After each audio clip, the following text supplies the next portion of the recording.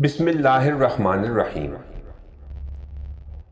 हुजूर अक़दस सल्लल्लाहु अलैहि वसल्लम का पाक इरशाद है कि अल्लाह ताला शानुहू के यहाँ क़यामत के दिन 3 कचहरियाँ होंगी।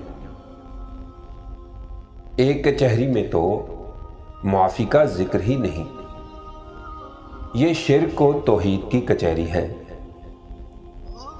दूसरी कचहरी में बगैर मुहासबे के हक ताला शानहू न छोड़ेगा,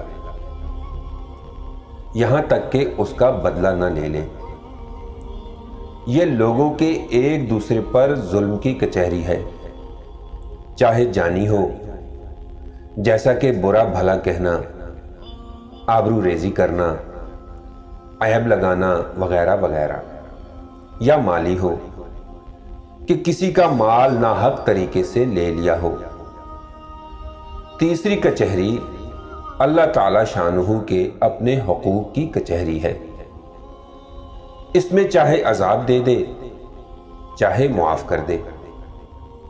अल्लाह पाक हमें अमल की तौफीक अता फरमाए। नाज़रीन, उम्मीद करता हूं कि आपको मेरी ये वीडियो पसंद आई होगी। मिलते हैं अगली वीडियो के साथ, तब तक के लिए अल्लाह निगहबान।